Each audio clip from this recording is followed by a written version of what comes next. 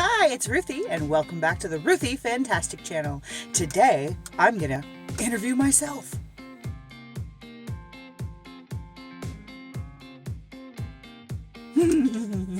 So really what's gonna happen today is I'm gonna interview myself.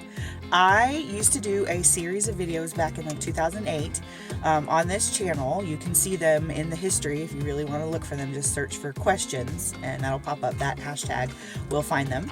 And if you watch them, they're a little silly, but what they were designed to do was elicit either video responses or comment responses of the questions. And I did a few of them. I don't really know how many, but I'm gonna do one from April 21st, 2008. I posted these questions originally, and I am actually going to use the footage from that video. So I'm going to splice it together here in a bit, and I'm going to ask the question because I thought that would be funnier than just repeating the questions. And you'll see how like different and the same I look at the same time. It is 8 years difference. Yeah, so, okay, let's get started. What's the weirdest little thing that you own? That would have to be this little thing on my key ring. This little screw has been on my key ring since high school. It used to have a block of wood on it that had my name, Ruth, and I loved it, and it twisted and turned, and I've long since lost that block of wood, but I have actually had this little key thing. I've not had this keychain that long. I actually just had to replace my carabiner because it broke, and my husband got me this cool one that bends and stuff. And then I have this. This is not the coolest little thing I own, but it is pretty freaking fantastic. I don't know why I didn't think of that. But I have some cool stuff on my keychain. I got this too. It's a skeleton key. I'm getting off track. I am so getting off track. Sorry, y'all. Do you have health insurance? That's a good question. That's a good question past me. Yes, I do currently have health insurance. I use the open marketplace. I am concerned about what will happen if 45 and everybody up in Washington is able to push through this ridiculous replacement for the Affordable Care Act. I'm worried what will happen to the marketplace. We need single payer. That's it. I'm just going to say it. We need single payer health insurance in the United States of America, and we need it freaking yesterday. If you could go anywhere in the world, where would you go and why? I would go to Europe, and I would go to all the places that I've only seen on Rick Steves Europe, right? I would go to all those really cool little like villages and castles and just like all these amazing places. I would so love to go. There's like a TARDIS cafe somewhere. I want to go there. Yeah, that's where I would go. And because I'm a total nerd, and I grew up watching Rick Steves Europe, literally watching travel shows on KCPT, on PBS. You know, I love that stuff. Cooking shows, travel shows. I want to go to all those places I've only seen in those shows, right? Because I have never been out of the country. I don't even have a passport. Have you ever spent the night in the hospital? Yes, I have. On 2 separate occasions, I have spent the night in the hospital. Once was with my first child, a girl, and once was a second child, my boy. The first time I ever spent the night in the hospital was the night before she was born.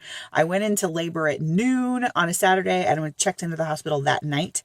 And so that was the first night, other than when I was a newborn, that I have ever spent in the hospital. And we spent 3 days in the hospital with Charlotte. I had a C-section with Charlotte after 50 hours of labor. And then 2 years later, I had another C-section with Clark because it was 2 years later. And yeah, that was just what we were going to do. And I knew what to expect. And I don't know, if I hadn't had a C-section the first time, I probably would not have had a C-section the second time. But that was just the decision we made. So with Clarky, we stayed in the hospital, I think 3 days again too. And that's it. Those are the only times I've spent in the hospital. And that was pretty freaking worth it. I mean, yeah. Go get a book. Go to page 365 and go down to line 19. What does it say? Okay, I picked a book. I picked Harry Potter and the Deathly Hallows. We have all of these. We've read these all to our children. We read them all cover to cover. My husband and I and the kids, we've read them to the kids. So we are big Harry Potter fans. So 365, line 19. 1, 2, 3, 4, 5, 6, 7, 8, 9, 10, 12, 13, 14, 15, 16, 17, 19. Tent. The night reached such a depth of velvety blackness that he Ha ha ha! I have to open it back up and tell you the next line though now. Several times he jerked upright, his neck aching because he had fallen asleep, slumped at an awkward angle against the side of the tent. The night reached such a depth of velvety blackness that he might have been suspended in limbo between disapparition and apparition. He had just held up a hand in front of his face to see whether he could make out his fingers when it happened. This is The Silver Doe, Chapter 19. And I hope that that's not breaking some sort of copyright. I should probably look that up before I post this video. If you could have participated in any political march, protest, or support, or other, which one would you have chosen? There's one very recently that I would have really enjoyed being able to participate in fully and protest in the way that my ancestors would have appreciated, which was Standing Rock. Also, the recent Women's March in Washington, I would have loved to have been able to go to that one.